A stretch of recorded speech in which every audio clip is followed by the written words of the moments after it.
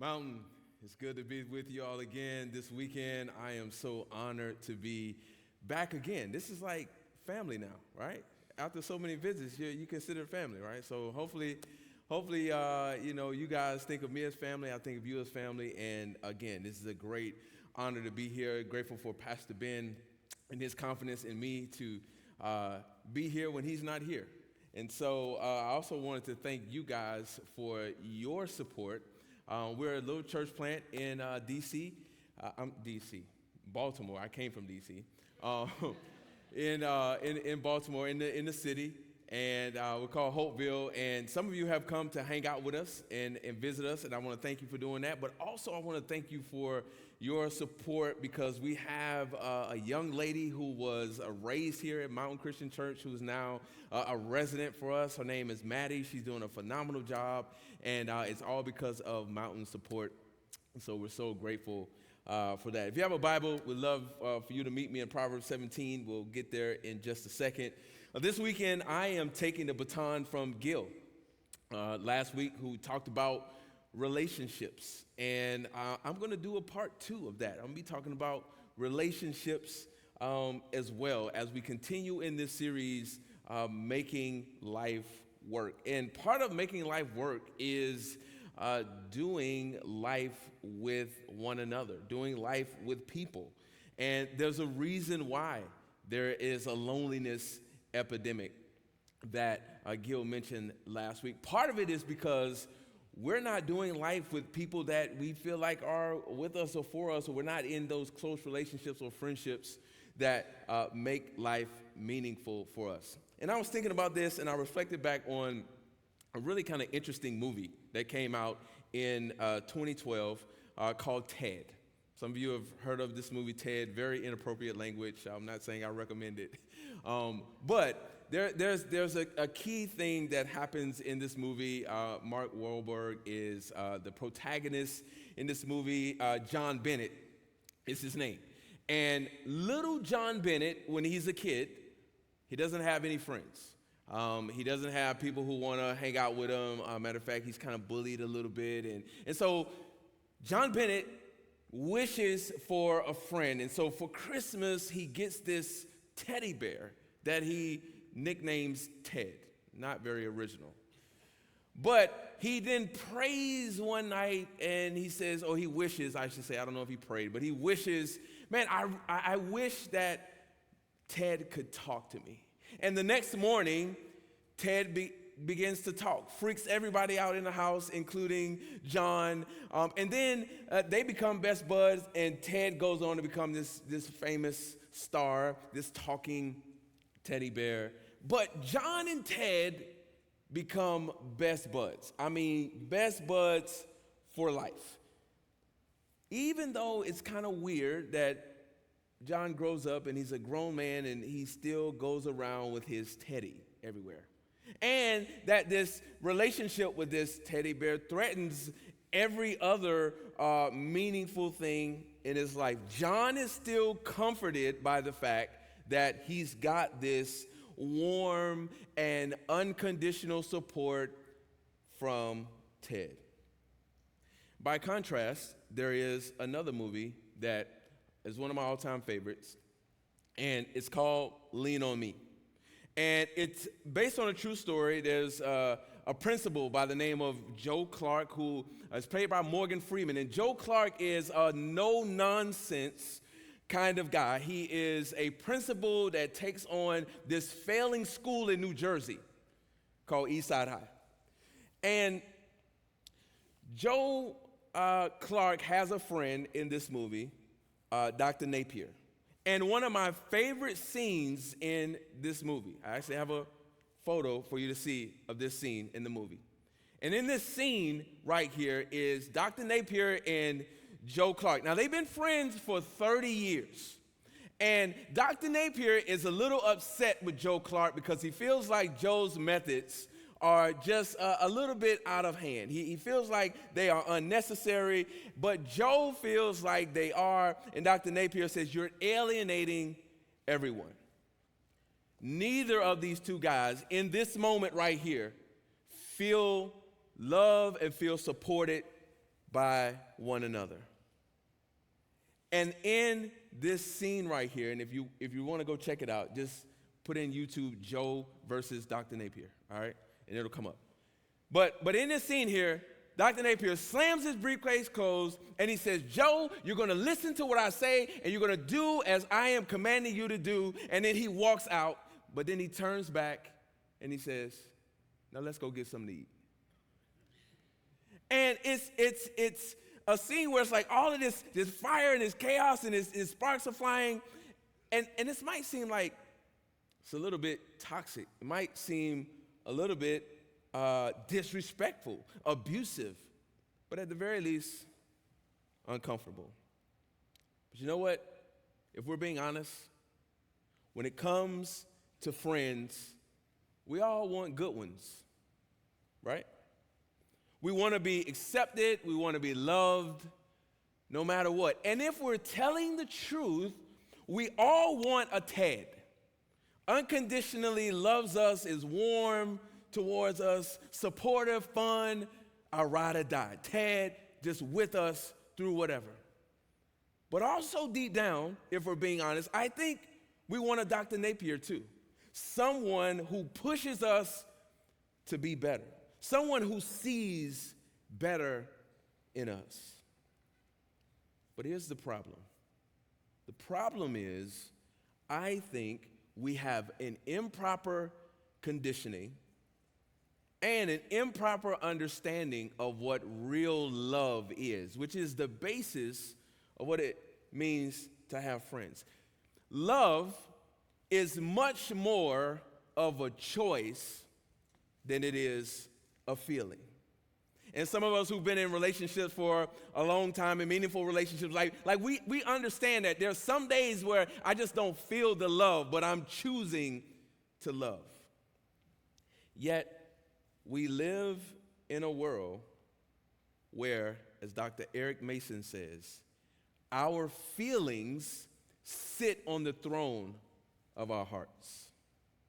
Meaning, we prioritize and gravitate to what feels comfortable to us, what feels like support. And what feels like support in our world is agreement. If you agree with me, then you are in support of me, or you support me. And so then we surround ourselves and we insulate ourselves with agreement, not necessarily love. And deep down, I think some of us really think and really believe that the love and the support that we're getting from people we would consider to be friends are just people who agree with us. Well, just to make it a little bit uncomfortable, I want to challenge that thought this weekend. And it's not really just me challenging this thought. I think the scriptures challenge this thought for us. And we can find a few different examples throughout the Proverbs, but the ultimate example of this is Jesus himself. And I don't want to get too ahead of myself. But there are several Proverbs that talk to us about what it means to be a friend. And I just want to unpack one verse this weekend. Gil actually mentioned it in his message last week, so there'll be a little bit of overlap in what I'm sharing this weekend. But this verse is Proverbs 17:17. One verse, here we go. A friend loves at all times, and a brother is born for a difficult time. I want to just label this message this weekend, just a simple subject: what everyone wants in a friend. Just in case you were asking, I'm here to tell you what everyone wants in a friend. I think Proverbs 17:17, sums it up for us pretty succinctly. One sentence description, right?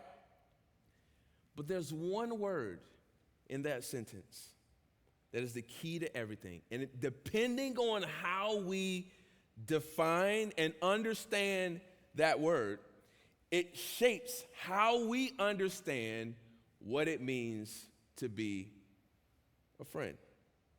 and the word is love.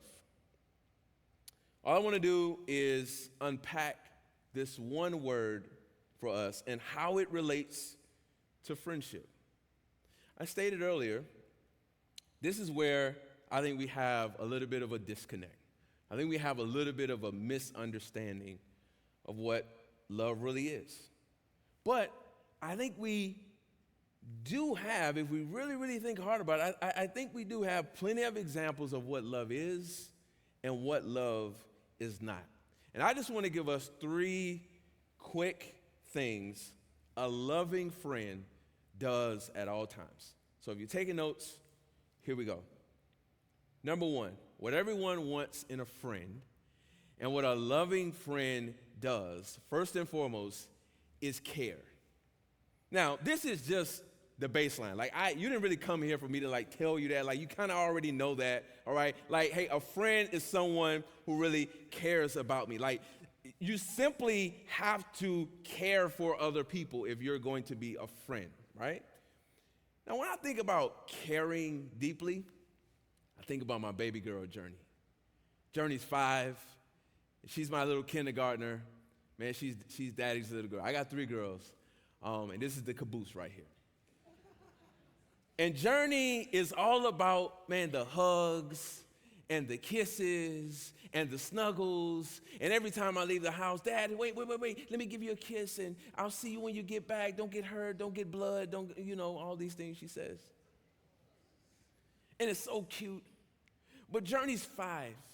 And so Journey, she hasn't figured out the care at all times part, She hadn't figured that part because she gets a little upset and she gets frustrated and things don't go away and she's not as caring in those moments. But a loving friend cares at all times, not when it's just convenient for them. I think we've kind of confused this with this idea that some of us have heard of before of quid pro quo, meaning like I'm really only going to care, or I'm really only going to put effort into as much of it as it benefits me, right? Like what is going to be the return on this care or this investment? We have entire relationships like this, right? I call them just very transactional relationships where we don't really care that much. We really care more about the return. It's kind of like my wife in Target, Like my wife, Erica, she loves Target, She loves the way it makes her feel. She makes several unnecessary stops, to Target. And she loves how she feels when she walks in, and she loves the deals, and she comes back with more things than we need, But deep down, it's a transactional relationship. Now, obviously, I'm being a little bit facetious, but not really. But we all have this, right? Where we want to be comforted, and yes, we like the benefits, and that translates to care for us. And yes, to some extent, we want, that to be a part of, our friendships, or we want to have, some aspect of that in our friendships. Like I get it, but let me just say this. Deep care is not about benefits, it's about sacrifice. We want friends who care even when it costs them. Even when it costs them more. Those are the moments that really inspire us and move us deeply when someone has sacrificed on our behalf. This week I was just kind of taking a little time to relax and unplug, and I don't watch a lot of TV, but I watched this movie called A Man Named Otto. And some of you may have seen this movie. It came out not too long ago. Tom Hanks is starring in the movie. And Otto is just mean. Like, he's a rough guy, He suffered deep loss in his life. His wife has recently died, 6 months removed from that. And he's carrying a lot of anger and frustration. And he's just hard to love. And some new neighbors move across the street. And a little kind woman named Marisol, she's very sweet. And she's a good baker and a good cook. And she tries to love Otto. She tries to care for him. And he's just mean. And he's not very nice. But Marisol continues to show up every single day, very caring and loving and smiling, and she's knocking on his door, and she's continuing to just annoy Otto. But she is trying to care for him. And eventually, somehow, some way, she breaks through. And Otto begins to reciprocate some of this care. And he really sees that Marisol cares for him. And all of a sudden, by the end of the movie, Otto is a completely different person. He's transformed. But the reason he's transformed is because of the care of Marisol. Because it not only comforted a man who had lost his wife, but it compelled him to care. And that's what our friends do. They compel us in that way.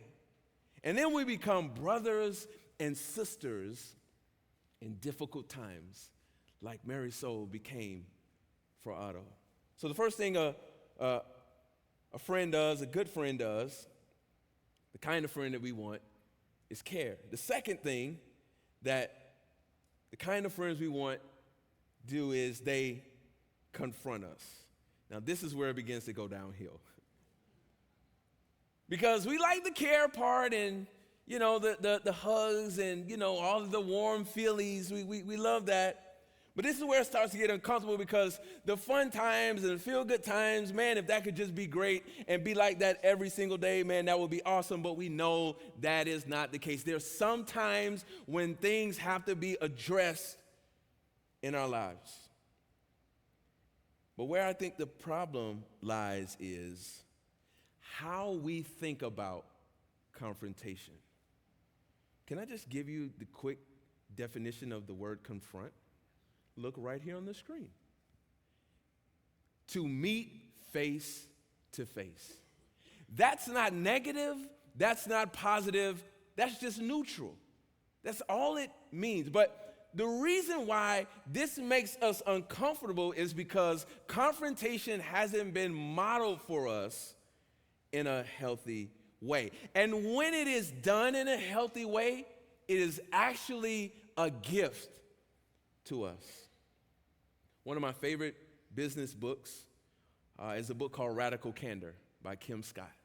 Really great book, and I have the opportunity from time to time to speak at organizations and government agencies and, just coaching and those sorts of things, because I love leadership development, and so I get a chance to do some of that work. And one of the things that I talk about is communication. And I've taken some of these ideas from Kim Scott in this book called Radical Candor, because she's talking about how we don't talk to each other well and how, we avoid confrontation, and it's bad. She tells this story, opening story in the book, about how she thought she killed this presentation. She was feeling good about herself, and she's like, oh, man, I just nailed it. It was awesome. And she walks out of the room, and her boss, pulls her over to the side and wants to have a moment with her. And she asked her, well, how do you think it did? Oh, it was great, wasn't it? Her boss said, no. You actually sounded unintelligent and not prepared. Whew, talk about an ice bath. But Kim Scott says that moment of confrontation was transformational for her, because she ultimately realized that her boss cared enough about her to not let her think that she had actually done a better job than she had. And what Kim Scott calls this is ruinous empathy. When we're so concerned about what others might say or think that we don't tell them or confront them with the truth, we just kind of let it ride. And there's another proverb, again, that Gil mentioned this one last week as well. Proverbs 27:5-6. Better an open reprimand than concealed love. The wounds of a friend are trustworthy, but the kisses of an enemy are excessive. We often avoid this kind of confrontation because it's more about us than it is the people we say we care about. But we need friends who love us enough to confront us, and get this, who have courage, consideration, and compassion, because it has to be done a certain way. And the reality is this: we don't grow without tension in our lives, without discomfort and even pain. And change cannot happen without confrontation. What everyone wants in a friend is someone who loves them enough to confront them with the truth. So, what everyone wants in a friend, number one, is someone who cares. Number two, someone who confronts. And then finally, someone who challenges them. Now, this is very, very similar to confront, but just a little bit different, because it's one thing to confront someone about something. It's another thing to challenge them to be better, to give them a vision of how they can be better, to push them towards better. I've shared that mountain a few times now, and some of you have heard or know that I have an athletic background, had a couple of cups of coffee with the NFL. This means my career was really short. But because of that experience and because of growing up as an athlete and playing sports all my life, basically, I love coaching. And I love to be coached. As a matter of fact, this is how I interpret in my relationships and friendships, this is how I interpret whether I'm really loved or not, is if I'm challenged. And I give permission to people who are close to me to challenge me. I don't have anyone I consider to be a friend who doesn't push me. Now again, this isn't something that always feels good. They're not challenging me in ways that always make me feel comfortable. But we all need someone to see us and hear us and push us and give us a different perspective. I'm thinking about in the Old Testament, the beginning half of the Bible, in the book of Exodus, which is the second book of the Bible, specifically Exodus 18. And here we have Moses, who is a significant figure in the entire Bible, one of the most significant figures. And he's having a conversation with his father-in-law, Jethro. And Jethro is rejoicing at what he's heard that God has done through Moses and how Moses' leadership has been so great for the people and leading them out of bondage and leading them to a new life, and God had done miracles and all of these things. And then it says the next day that Moses got up and he's sitting before the people all day and all night. He's listening to their problems. He's helping them, sort through solutions, and it's a lot. It's just Moses and all of these people he's trying to help. And so Jethro's like, yo, bro, why are you doing that? And Moses is like, well, they need me. Like, they need me to help them. They need me to sort this out for them. Like, they're going through challenges. And Jethro is like, nah, bro, that's bad. You shouldn't be doing that. It's going to drain you. You don't have the energy to do it. This is what you need to do. You need to raise up other leaders. You need to train them. You need to expand your capacity by raising up other leaders, because this is not going to lead you down a positive road. Moses listens to his father-in-law, and he does it. And we need these kind of relationships in our lives that challenge us to be better, that shows us, hey, you think you're setting the world on fire over here, but actually you're setting yourself on fire. And this is a better way to go. Proverbs 27:17, another verse that was mentioned last week, and there's a lot of things that are being repeated. When something is repeated, it means that we should be paying attention to it. Maybe God wants us to hear this again this week. But it says, iron sharpens iron, and one person sharpens another. Some of us have heard this before, and we like the finished product, but we don't like the process. Can I show you what the process of iron sharpening iron looks like? Let me just show you, right? Just take a look at this photo here. This is what it looks like. Sparks, hot, pressure, banging, like shaping. That doesn't feel good. That's not That's not exciting, but it's necessary for our growth and our development. And that's what iron sharpening iron looks like. And that's how we grow. Everyone wants a friend who will challenge them to be better. Let me see if I can land the plane like this. I've got a good friend. His name is Mark, and Mark and I work together in D.C., and he's a guy I really love and respect very much. He's a best-selling author. He's been a pastor for more than 25 years now. We worked several years together, and there was a turning point in our relationship maybe almost a decade ago. And I remember it like it was yesterday. I was one of my first, opportunities I had to speak, and at least at that particular church where I was one of the campus pastors, and I was stepping onto the teaching team. And I remember walking into this staff meeting, and as I was coming in, I saw Mark, and he was standing near the door, and then he kind of cut me off, and he said, "Hey, I just want to talk to you real quick before we meet." And he said, "Josh, you're too good of a communicator to use all of the fillers that you're using when you speak. All of the uhs and the ums and all of those things, you are better than that. And I want you to hear these words, and I want you to take this feedback and apply it." The translation to me in my mind was like, "Bro, you need to step your game up if you're going to be on the stage."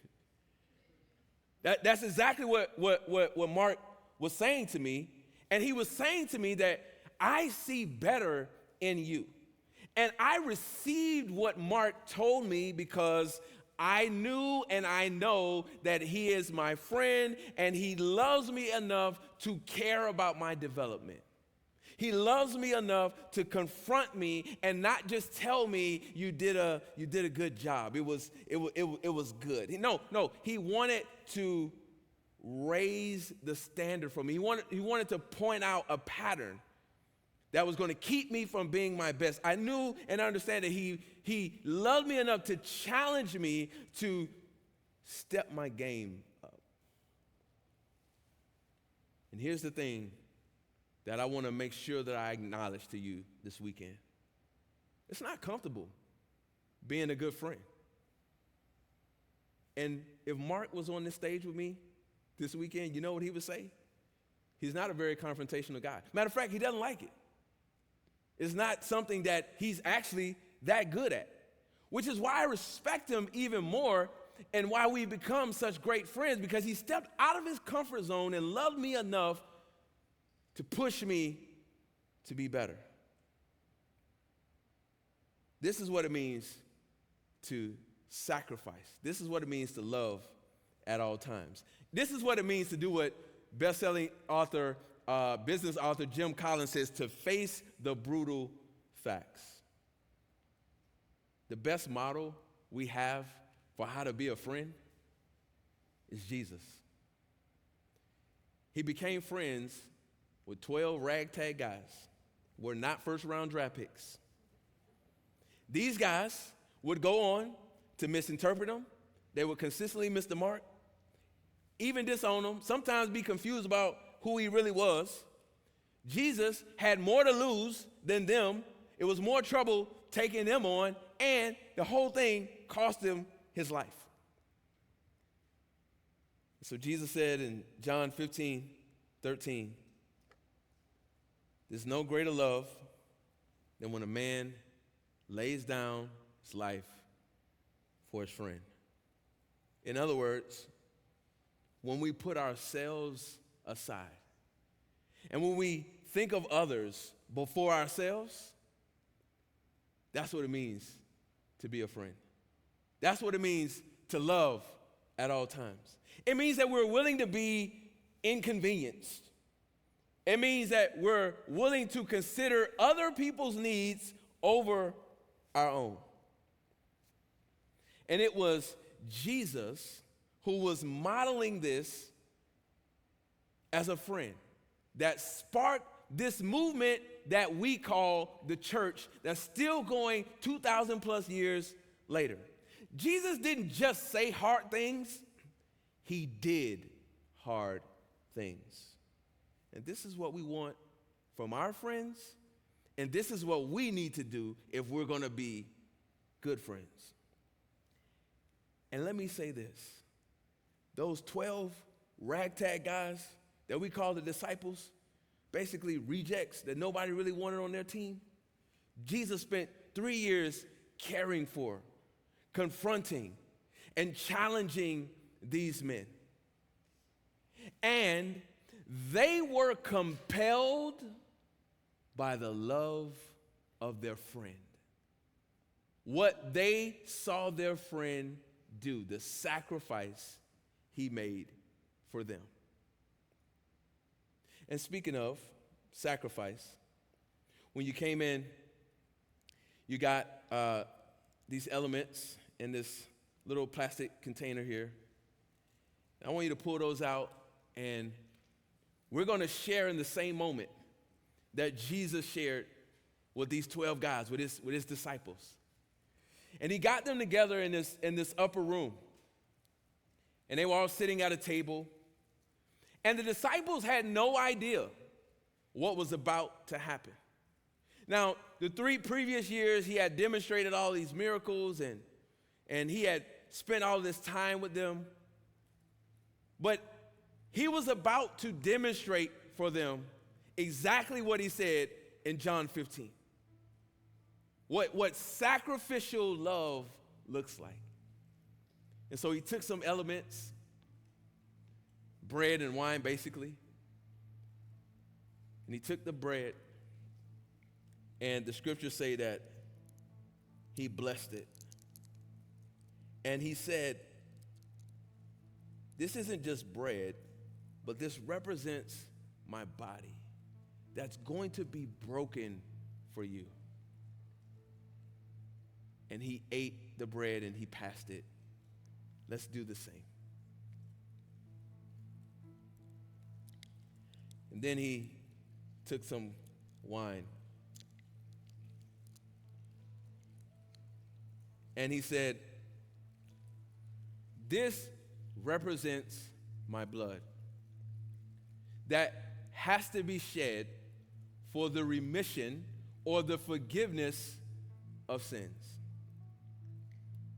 And the reason that this was to be done is because Jesus was basically saying, I'm about to be the ultimate sacrifice for all time. Let's take the cup and drink together.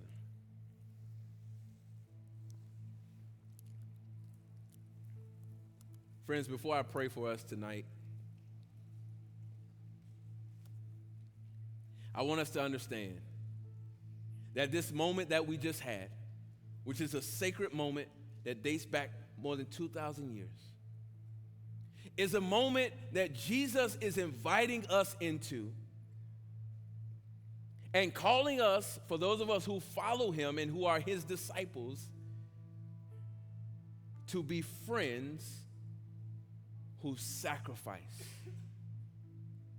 not only for God, but sacrifice for one another. That's what it means to be a friend. Let's pray.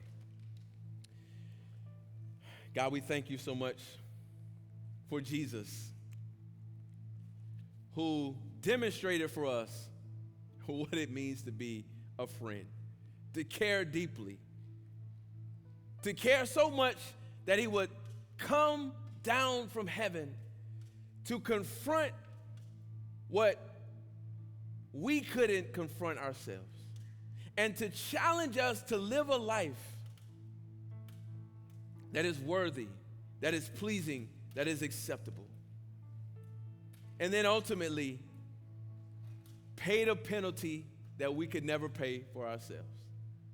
And so God, help us as we are at work, and help us as we are in our neighborhoods, and help us as we shop, and help us as we engage with those around us to exemplify what it means to be a friend.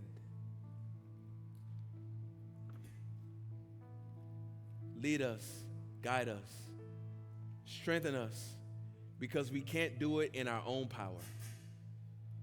Thank you for the example that we have in Jesus, and thank you for the Holy Spirit that leads us and guides us into all truth. These things we ask in your Son, Jesus' name. It is so.